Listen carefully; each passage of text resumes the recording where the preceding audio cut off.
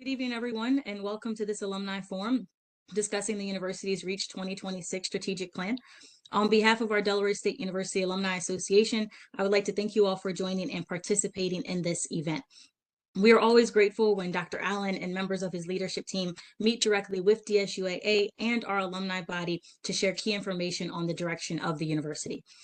I would like to thank Dr. Tony Allen and members of his leadership team for hosting tonight's event. We will hear from two featured speakers.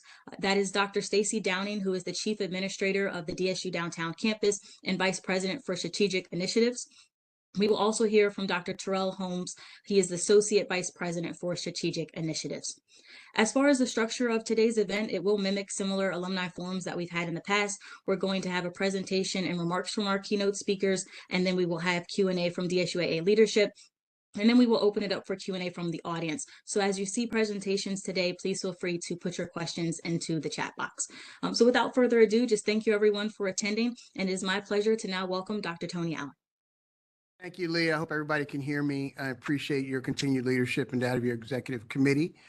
To all the alumni, thank you all for joining.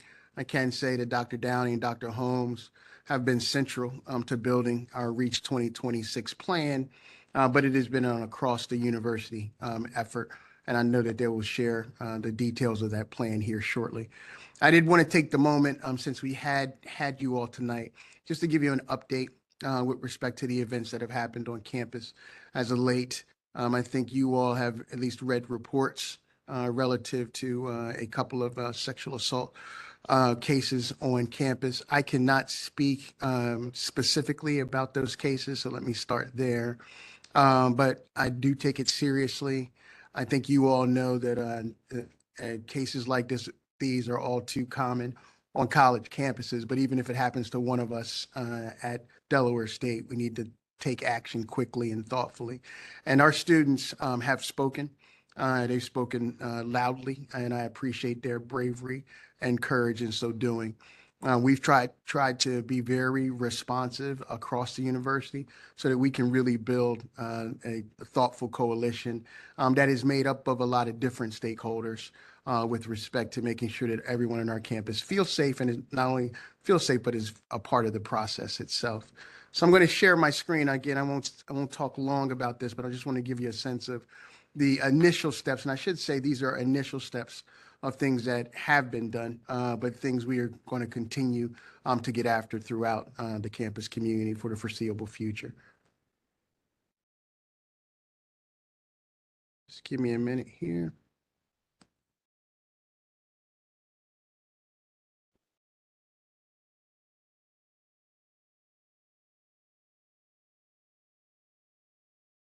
Okay, let me know when you can see my screen.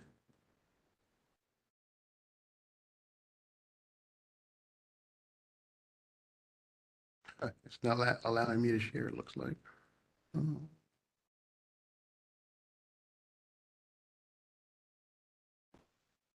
All right, well, it's not allowing me to share. Okay, well, let me talk off the cuff, and I'll come back to you with any questions. So last Friday, we announced the Safe Space Coalition.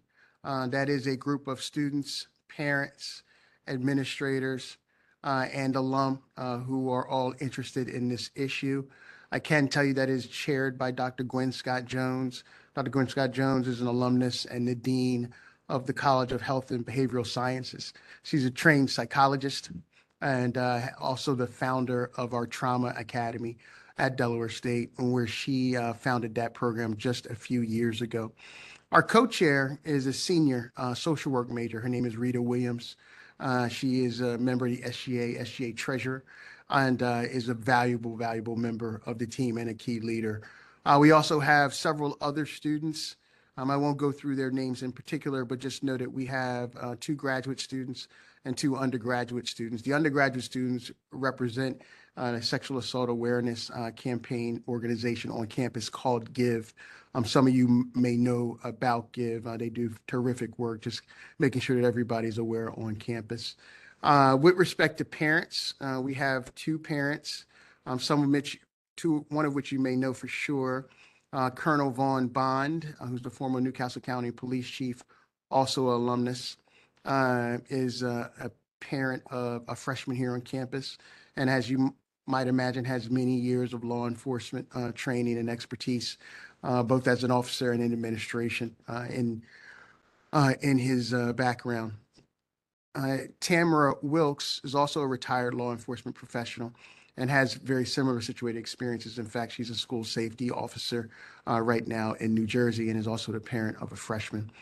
I won't go through the list of administrators except to say that we have a fair amount from the College of Health and Behavioral Sciences, including the director of our Trauma Academy, Ms. Kim Graham. We have Deputy Chief Joyce Simmons, who we just named our Sexual Assault Awareness Officer. Deputy Chief Simmons has had many, many years and training in this role previously. So we've put her back in that capacity as well. You'll note that we have our campus health and student counseling key executives on, as well as student affairs.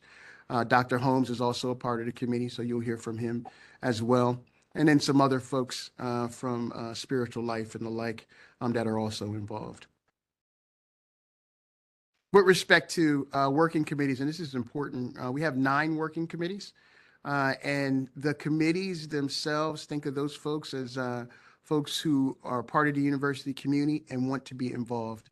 When we announced the coalition, I talked about the core team, some of which I just mentioned to you, but then I invited everybody else who wanted to be a part of one of these committees to join.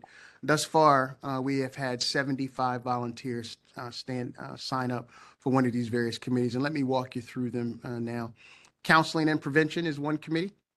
Public safety is another. Employee awareness and safety is another one.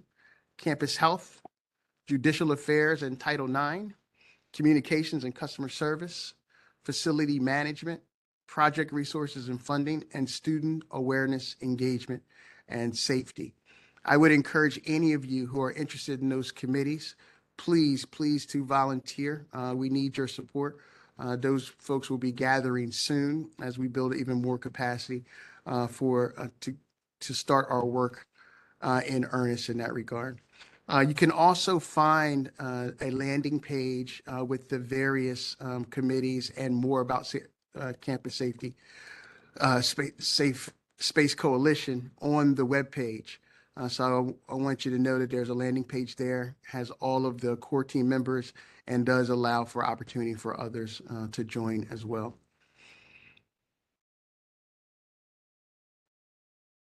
Also want to spend just a little time talking to you about some of the initial steps we have taken. Again, I preface it by saying these are literally just initial steps. We know that our best learning is going to come from those folks who are on the ground working through the various committees and our core team. But I can tell you that, as I said, we have appointed a sexual assault and awareness officer. Again, that's Deputy Chief Joyce Simmons.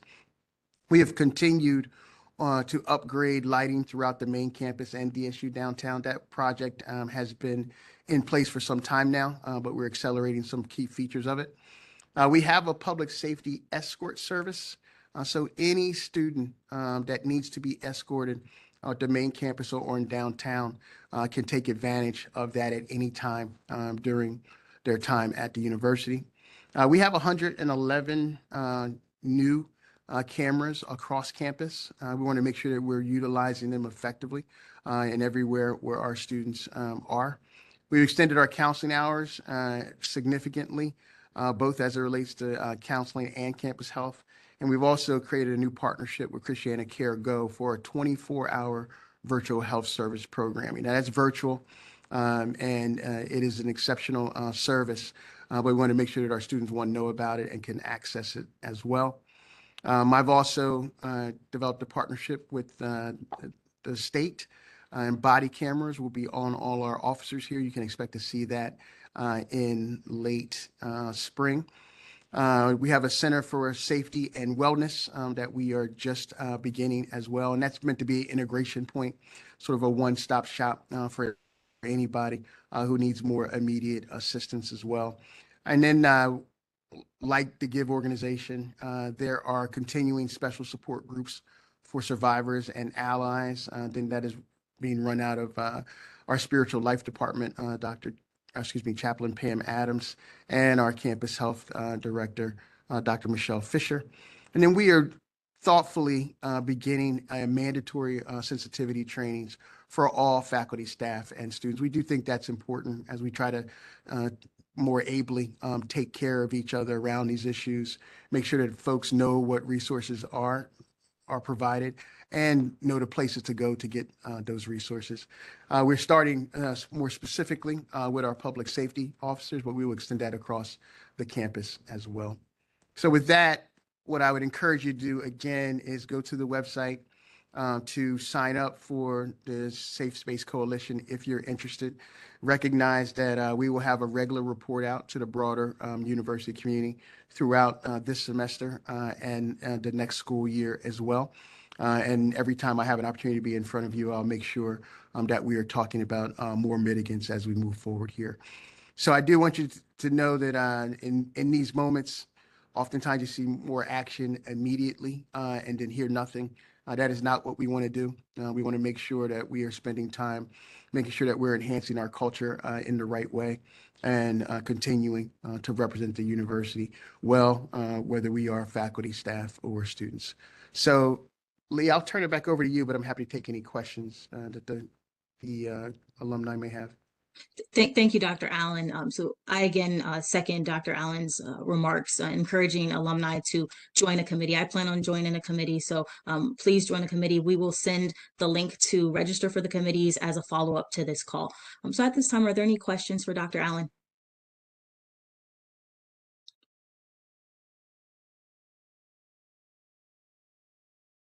Okay. I do see the question of, is this escorting service just for students at the college? No, you can call public safety and be escorted across campus if you're faculty or staff as well. But as you know, oftentimes the students are here, or the residential students are here all the time. So we want to make sure that they know that if it's dark or late, that they can certainly call public safety and be escorted accordingly. Absolutely. Are there any other questions at this time? So as we continue to receive updates from Dr. Allen, DSUAA, we will continue to send them to you all as well. So please be sure that you're a part of the DSUAA distribution list and the Office of Alumni Relations distribution list. So Hey, thank you, Dr. Allen. Yes. I did see one question about a student wanting to participate in the committees. The answer is absolutely. All students can participate. We are again encouraging any number of faculty, staff, and students to participate. And again, you just go to the Safe Space Coalition landing page on the home page, and that'll give you all the information you need. Thank you. Thank you, Dr. Allen. Okay, thanks everybody. I'm sorry I can't stay tonight, but you are in good hands with Dr. Downing and Dr. Holmes. Great, thank you. At this time, I'd like to welcome Dr. Stacy Downing, the Chief Administrator of the DSU Downtown Campus and Vice President for Strategic Initiatives. Dr. Downing. Thank you, Leah. Good evening, everyone. And thank you for joining us on this Monday night. We are excited to present to you our strategic plan, Reach 2026. It took us about 1.5 years to go through this plan. And it was even more exciting to do it during COVID, to put the plan together. We had reached the end of our Pride 2020, and Dr. Allen wanted us to think big and how can we take the university to the next level. So we're here tonight to let you know about that strategic plan. We do have it on our website, but if you want a hard copy, we will definitely make sure you could get a hard copy. So again, thanks for joining us tonight. So we'll go through the presentation, and then again, I'm sure after we'll have questions at the end and hopefully some awesome answers. Next slide, please. So the agenda is, what is strategic planning? Why was it important to us? The charge to the core committee. We'll review the pillars, the priorities, and the KPIs, and just tell you all what our next steps will be. So again, what is strategic planning? So identifying goals and objectives that help us achieve our vision. Dr. Allen said in one of his quotes, Reach 2026 rededicates DSU to our focus on the whole student in terms of student success and academic excellence. while acknowledging we can only achieve our objectives by transforming our operational effectiveness and infrastructure and financial health. Many of you know that I would say, updated our mission to the university. We wanted to make sure we can capture who we are, where we want to be. And so again, we updated that to just make sure that we all can give the same message when people say, what is the mission of DSU? Also, our vision, you've been hearing it a lot. We're trying to reach a capacity of 10,000 students, whether it's online, through our MOUs in other countries. We do believe we have the capacity to reach that status. Also, we want to reach Research One. We have a very extensive and level of expertise with our faculty. And if we can reach Research One, we know we're doing what we're supposed to be and still be leading as one of the best HBCUs. So again, that's our vision. Again, our biggest hill we're climbing, and we're getting there. You've heard we're at 6,200. So again, we're getting close to that goal, and we're probably going to reach it before we get to the end of Reach 2026. So again, for many years, we had 5 core values: diversity, integrity, scholarship, community, and outreach. So as we were going through our strategic plan, we wanted to put another C. You've heard we wanted to be the most diverse contemporary HBCU. So we thought it was important to add that other C to contemporary, because we're dealing with a different set of student population who's more advanced with technology and growth. So we added that to our core values. We did feel that the 5 that we already had don't change, and that's what we're always striving to do. So we did add that other C, as in contemporary. So again, the importance of this strategic planning was to make sure it challenged us, and it did. It was some great conversations. We tried to make sure we had voices that covered across the campus. It wasn't our regular go-to group, so we wanted to make sure that we got these voices at the table to say, hey, how do we go to the next level? Again, we wanted it to inspire us all, and then again, rally us to make sure we can achieve it by the year 2026. And again, right now, you can see our core committee members. Now, these individuals are responsible for getting down and doing the work and making sure their teams do and implement each KPI that you will hear about earlier. So again, we wanted to make sure we had a diverse group of people across the university to help us get this done.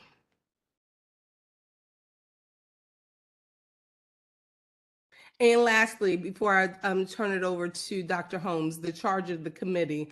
Again, we were charged to implement this, and our primary responsibility is to gather data that will help us achieve each KPI. Later on in the presentation, you'll learn of the software we're using, how we'll be keeping track, to make sure that we are on track. So again, it's an exciting time to get to work. So I'm hoping that after this presentation, you'll see that we're taking DSU to the next level. So now I'll turn it over to Dr. Holmes, he has been leading our core members and the committee chairs. So he'll go over each pillar so you'll have a better understanding of what we're trying to achieve. Dr. Holmes. All right, thank you, Dr. Downing. Good evening, everyone. Again, my name is Terrell Holmes. I am the Associate Vice President for Strategic Initiatives. And as Dr. Downing said, I'm helping to kind of lead this initiative for this Reach 2026. I've been at the institution for a little while. I've been a part of probably this is my 3rd strategic plan I've been a part of, which is pretty fun. In my former life in the registrar's office, had an opportunity to be a big part of the last 2. This time had an opportunity to lead it, so pretty excited about that. As we look at the strategic pillars that our Reach 2026 strategic plan are built upon, it's built upon the 5 that you see in front of you: academic excellence, student success, operational effectiveness, infrastructure enhancement, and financial health. Now, we do have a core group that oversees the entire strategic plan, but then we have subcommittees for each pillar that helps us to manage each individual pillar. Now, the subcommittees are made up of experts in their field, whether it's in the area of academics or student success or our institutional advancement area, but it's made up of at least 10 to 12 professionals, alums, students, as well as faculty that help to lead each one of those areas. Okay, so we're going to break down each one of these pillars. Academic excellence, as you can imagine, is centered around a lot of our faculty and programming. So we're going to go through some of the KPIs that are in these, key KPIs that are in these pillars. So one of the things that we're looking to accomplish with the strategic plan is a review, a biannual review of all curricula, maps, and program outcomes. So this essentially speaks to some of your programming that may not change that often.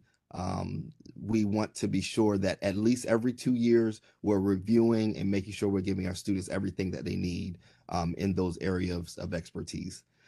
Faculty participation and professional development, we want 100% participation. We want to be sure that our faculty are the best trained so that we can be that HBCU that we desire to be. We continue to measure our terminal degrees amongst our faculty. We are very happy with where that is, but we want to increase that. So how are we looking at terminal degrees as it relates to the number of adjuncts and things like that that we're bringing in to help support our students in each section of the institution? Being sure that even as we grow responsibly, that we are keeping our faculty student to faculty ratio manageable. We don't want to grow so big that our students don't feel like they can't get their personal touch that they have at Delaware, that they receive at Delaware State. Also, there's been an emphasis in this strategic plan on experiential and service learning participation. We don't want our students to just have theory-based information. We want them to have practical experience. So there is a push from our provost office to be sure that experiential and service learning is included in every program of study. So that includes us evaluating, being very creative, and determining how we can connect our students with some of our outside agencies and organizations and even our alum to make sure they're getting that practical experience before they leave Delaware State. And also an annual assessment of those academic areas. Are they doing what they say they're doing? Are we accomplishing the goals that we need to accomplish? So those are some of the things that we are looking to measure and accomplish in our academic excellence pillar. In student success, which is always at front and center at Delaware State University, this is what we're here for. We want to be sure that we have students that are ready for their careers in their areas of focus. We don't want students graduating and then they can't survive in their area of expertise. So are we effective in how we're doing that? So I don't know. So many of you alum, you remember when you graduated from Delaware State, you had to complete a survey when you graduated saying, are you working in your field of study? Are you working in your area of expertise? And then they asked you things like, how much are you making? Are you going to graduate school? Are you going to military? All those things. And then you probably had another one in 6 months later. And then you may have had another one a year later. Those are the things we want to increasingly measure so we know how effective we are. And as alum, I really need to just emphasize this. This is one that you can really help us with, is making sure that Delaware State knows that it's being effective with the students that it is graduating. We want our student acceptance rate. We want to monitor that because, again, as we're growing and growing responsibly, we want to be sure that our acceptance rate is still in a good place. We want our total enrollment to grow. Right now, as you've seen the announcement this past fall 2022 semester, we hit 6,200.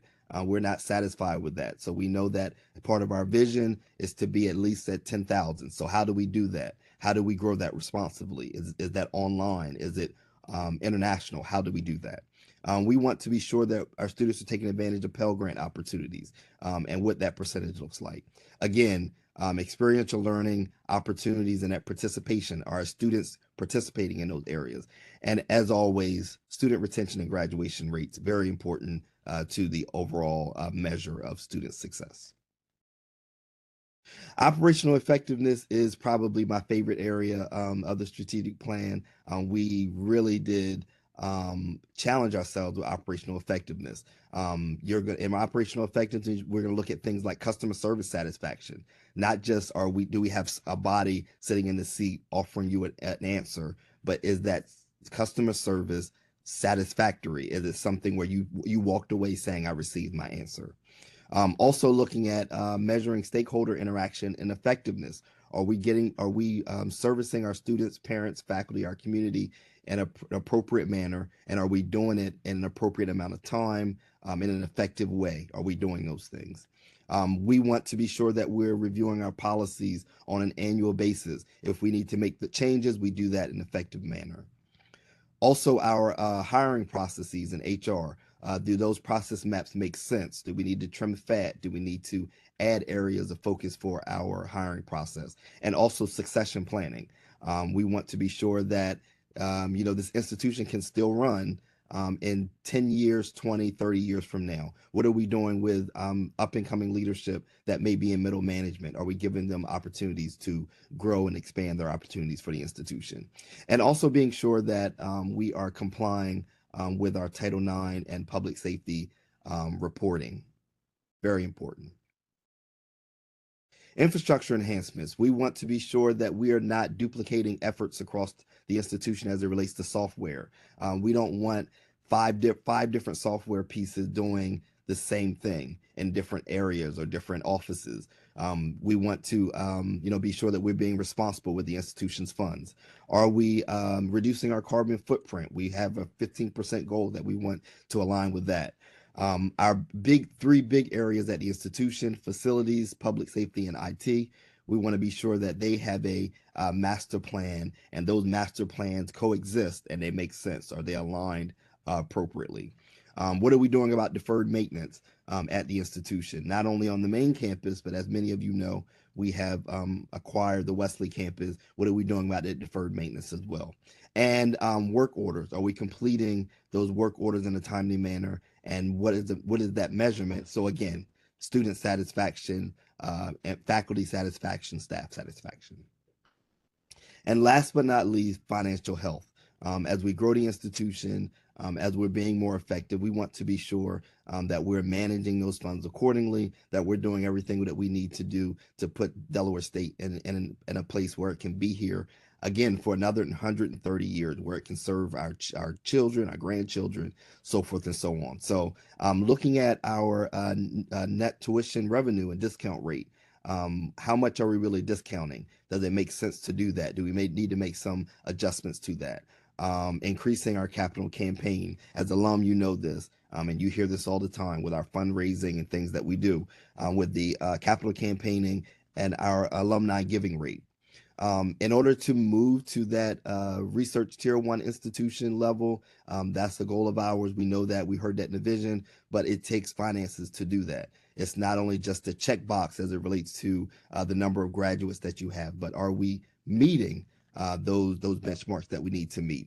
Also increasing the level of research patents and intellectual property at the institution, grant writing, all those things. Are we bringing in the right faculty that are doing the right research to get us to a place where we're bringing in the research patents and intellectual property that we need to put Delaware State further on the map? So those are the 5 pillars. Again, just ran through those. But I do want to just kind of let you know what our next steps are as it relates, what are we doing now? So we are in year 2 of the strategic plan. What we want to do is to have a what we call a scorecard, which is kind of a summarized look at the every measure that's in the strategic plan. I'm going to show you what an example of that will look like. We also want to, like we're doing tonight, host a series of conversations with internal and external stakeholders about the plan, giving them updates on what's going on with the plan. How is it going? Areas that we need to focus on, areas that we're doing well in, areas that are challenging us, that we need the public's help to make sure that we are best serving the plan.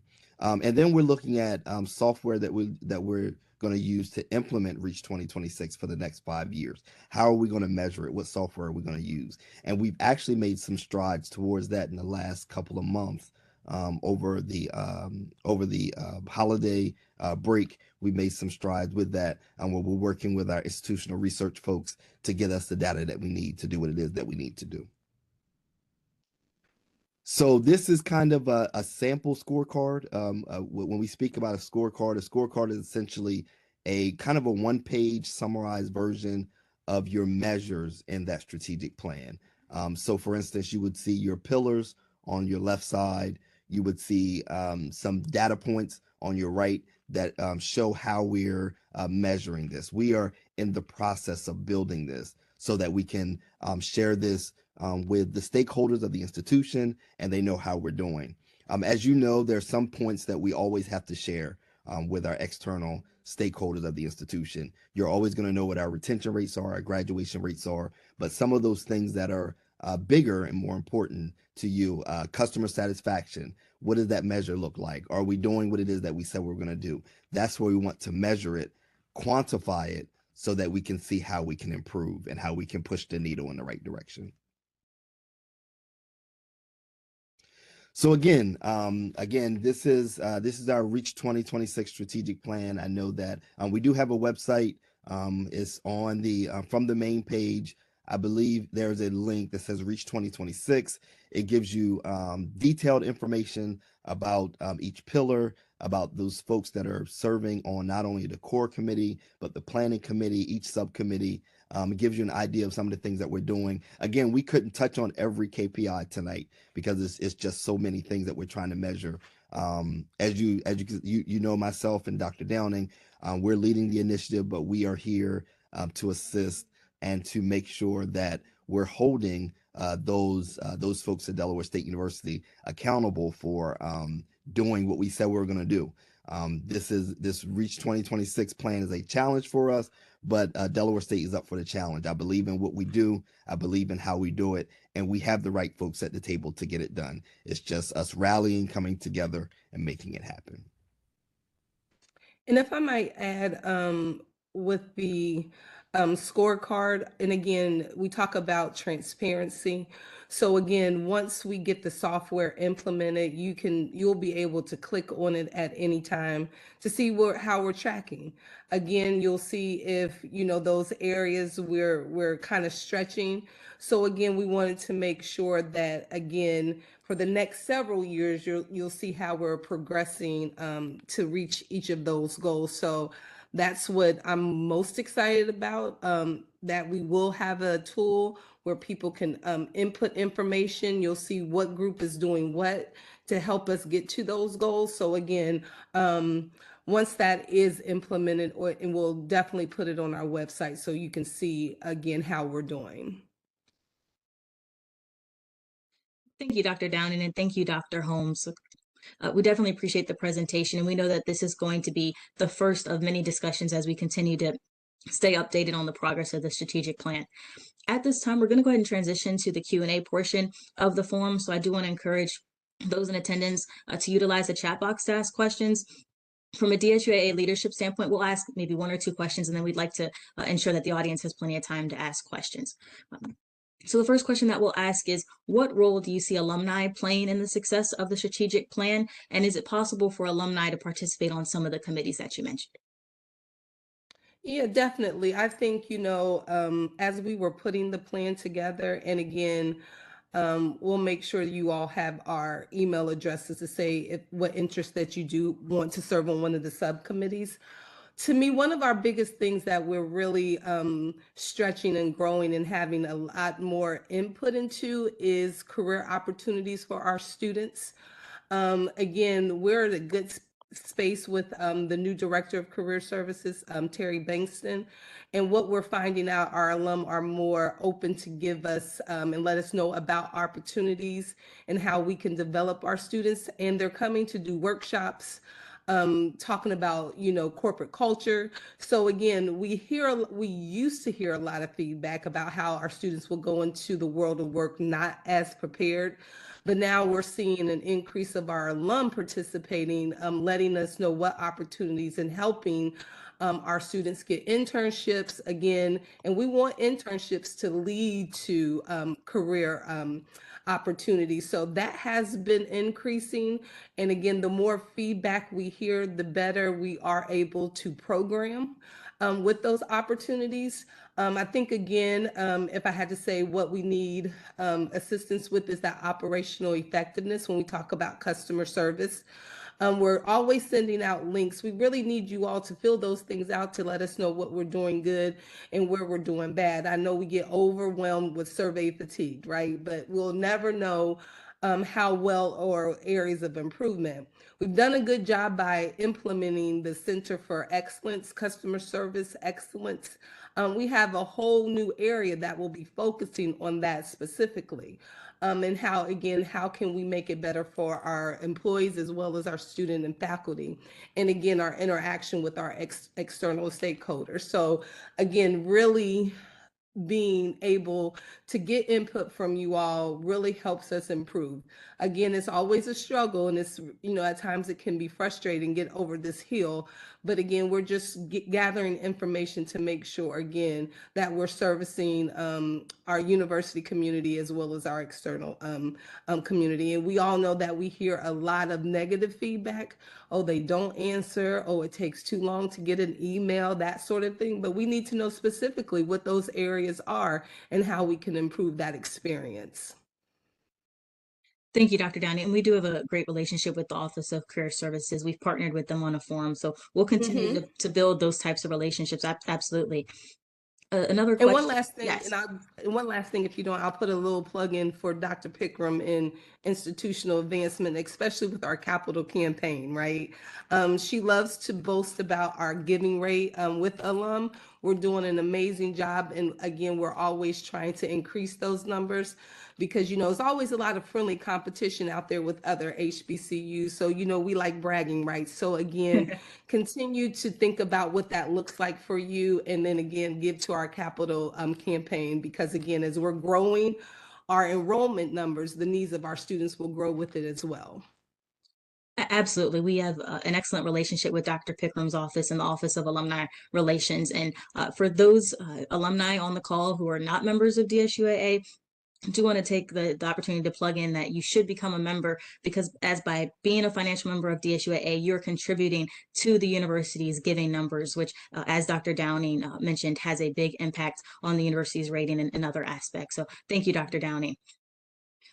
The next question, and I do see a comment asking for a copy of the presentation. We have recorded this event, and we will share the recording with those in attendance, as well as our distribution list after this event. I do also see a question asking about certified clinicians. Can they assist? Yes, if you go to the website that Dr. Allen mentioned, you can sign up for a committee. There's also an email of where you can send questions directly tied to that initiative as well. So just one additional question, and we'll open it up for questions from the audience. In the presentation, Dr. Holmes, you mentioned having or ensuring there's a personal touch with the academic plans of students. Can you further elaborate on what the university is doing to make sure each student has that personal touch?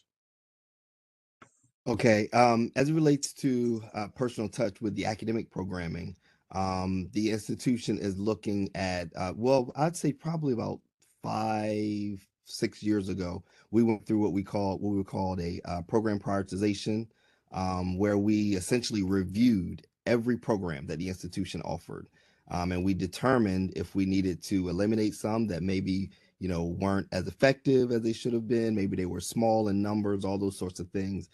So we went through that with the provost, with the board, with our president. After that, once we reviewed that, we did that from top to bottom, undergrad, grad, and all grad and professional level programs. After that, there is a push not only to constantly and continue to review those academic programs, but to make sure they're effective, right? To make sure that again, students are able to be a part of the job opportunities that they want. So if they're being a psychology major, that they're truly going on to be psychologists. If they're a criminal justice major, are they going on to, whether it be law school or they're going on to law enforcement? We want to make sure that, but that really is kind of a holistic approach, right? It's not only just the academic side, but then you have the career readiness side as well. You have to make sure that we're connecting those academic programs with Mr. Bankston and our career services to make sure that we kind of build the bridge between our academic programs and making sure we connect students that are in those academic programs to folks that focus in those academic areas. Breaking down some of those misconceptions of, well, if banks are on campus, that they're only looking for students in College of Business. All those types of conversations that Mr. Bankston is having, not only just in the junior and senior level year, but we're having them, when students come on campus. So they're aware of these opportunities. They can participate in career fairs. We have 2 of those every year, but this gives us an opportunity, again, to give students that personal touch and that opportunity to kind of craft their path to their desired outcome when they come in the door at freshman level. Doing things with our advising area, like having each student have an IDP, right, where they have a living academic, social, extracurricular document that is one document that tells the story of their time at Delaware State, not just a transcript, but what clubs are they participating in? What types of career interests do they have? So those type of conversations are happening. At least, I believe our advisors are asked to meet with each student at least, I think maybe there are 3 or 4 touch points a year. So the goal is to kind of formulate that relationship with students, so they're having that conversation early, they're connecting with faculty earlier, to have that personal touch and to make students feel like they're in control of their program. They're not just doing what the advisor tells them to do. Thank you, Dr. And Holmes. Yes, Dr. And I'd Downey. like to add another program we're getting ready to implement through Braven. It's going to be for our second year students. We know that research shows we give a lot of focus to our first year students, and then we pick them up close to the end of their junior year, their senior year. But this company is coming on campus and it's going to be a part of the curriculum, where every second year student will be participating. And again, it will focus on getting them focused in their major, again, preparing them for career opportunities. And I think that's going to be a great boost when you talk about that personal touch.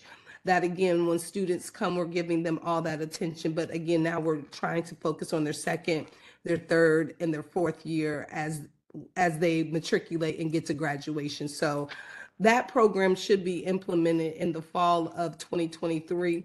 So we'll look at that and see how it impacts retention and our graduation rates as well. Great. Thank you for sharing that with us. So we will transition now to questions from the audience. The first question is, who would be the best point of contact for alums to propose service learning opportunities that take place off campus and on campus?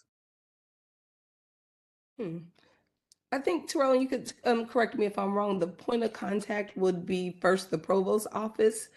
And I would say that's our associate provost, Dr. Clytrice, Watson.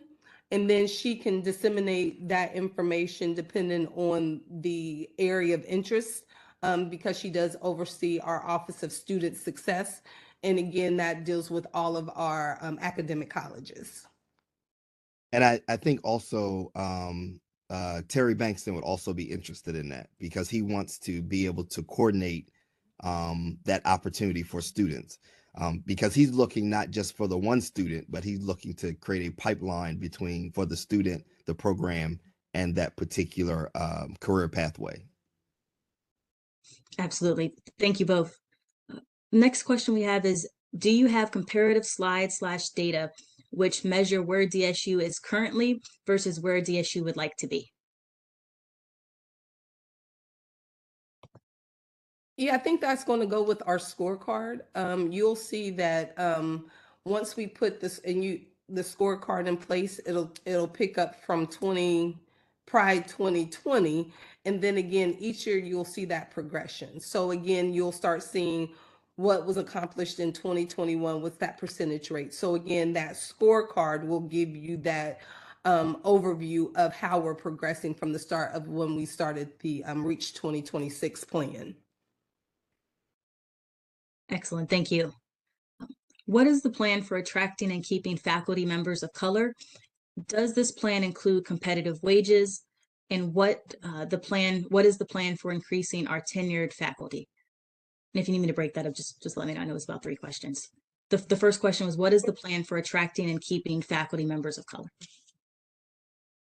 Yeah, again, as a part of the president's leadership team, we're always talking about retention of faculty and staff, because it's just not about the student. We hate to see when our faculty or staff are leaving for different opportunities based, like you said, part of that question on competitive wages. What are those salaries? So we're always doing an assessment. And I believe through the pillar of operational effectiveness, where we're talking about HR, their process maps, their succession planning, and there she's creating her plan to talk about retention. We talk about it at a board level.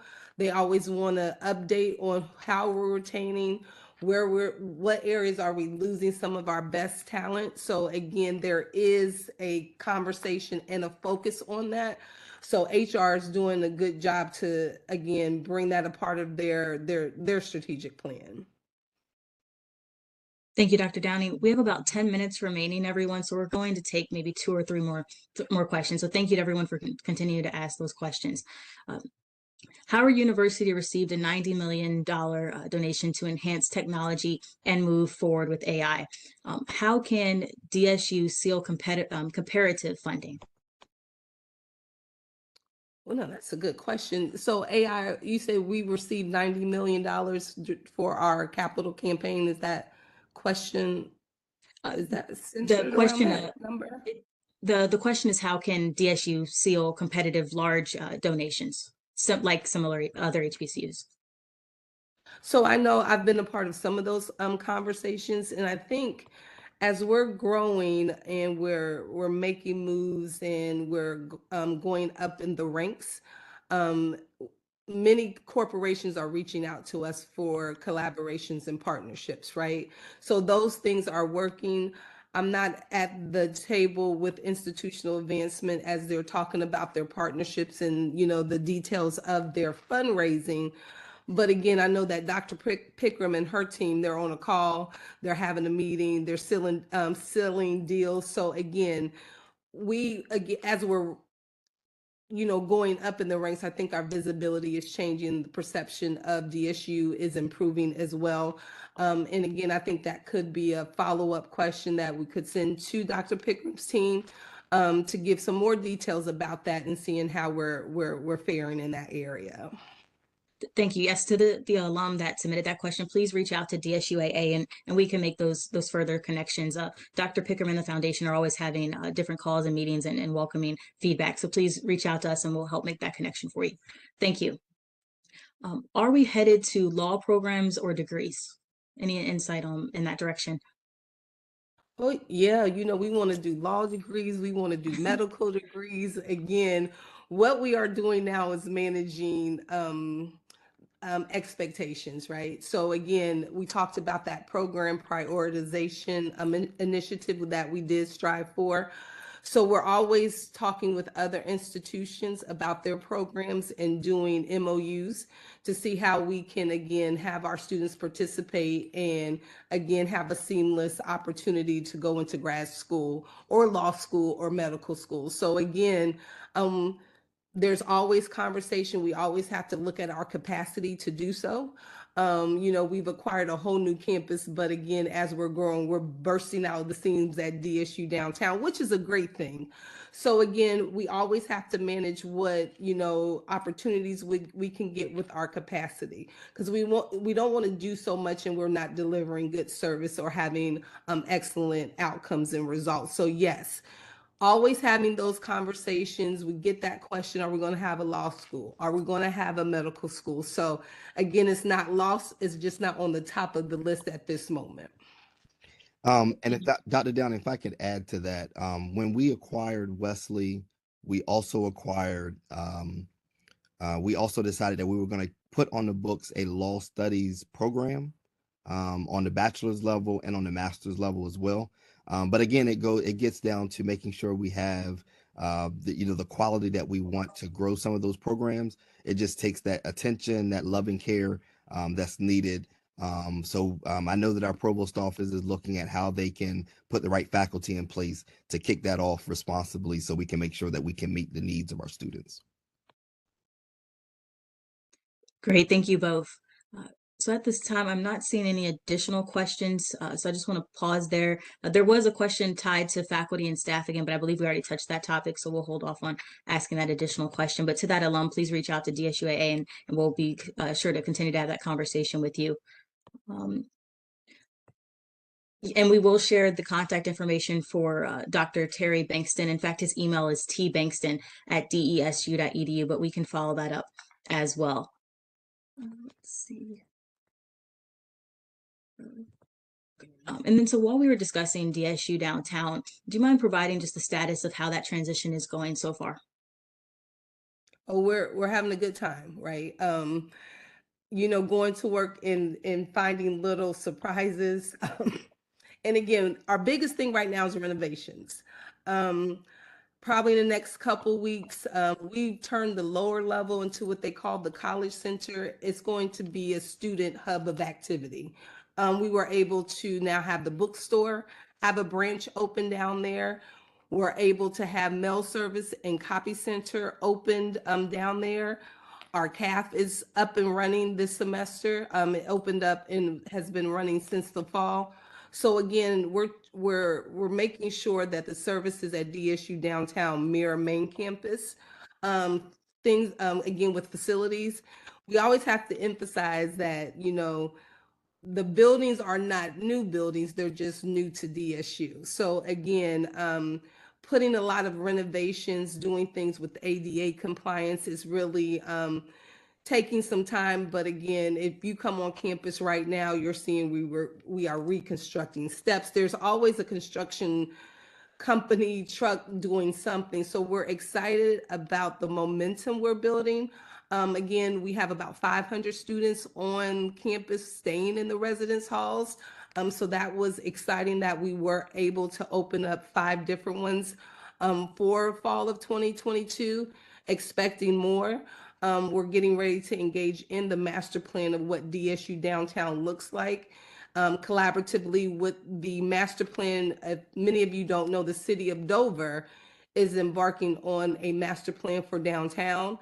DSU downtown has been a very integral part and a critical part of that conversation, making sure that we're going to be able to be a part of that where our faculty, staff, and students have some connection to downtown. So again, there's a lot of moving parts. The College of Health and Behavioral Sciences, they're growing with their enrollment. Again, with the College of Nursing, MOT, so classes are going. So Dr. Holmes, how many classes do we have a day, or how many students are on campus a day taking classes? So right now through the college, we are offering almost about 200 sections of courses, and the amount of students that we serve online and in person, that college is about 1,500 students, about 1,500 to 1,600 students. So yeah, we're getting that hustle and bustle of what a college campus looks like at DSU downtown. So again, we're excited. It's still a good time. I don't have a magic wand, which I wish I did. And if I did, everything would be in place. But again, we're really doing a good job phasing in these renovations, how we're managing the growth. Again, we have amazing academic fields over there. So athletics is very happy to have some additional space to host some of their athletic events. So again, we're growing, we're managing that growth, we're doing renovations. So it's an exciting time.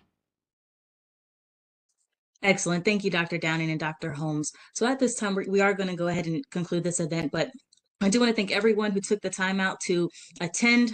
We're going to continue to have forums like this. We're going to continue to have conversations with Dr. Downing and Dr. Holmes on the progress of the REACH 2026 strategic plan. So we'll go ahead and close the event. Just any final remarks from Dr. Downing or Dr. Holmes at this time.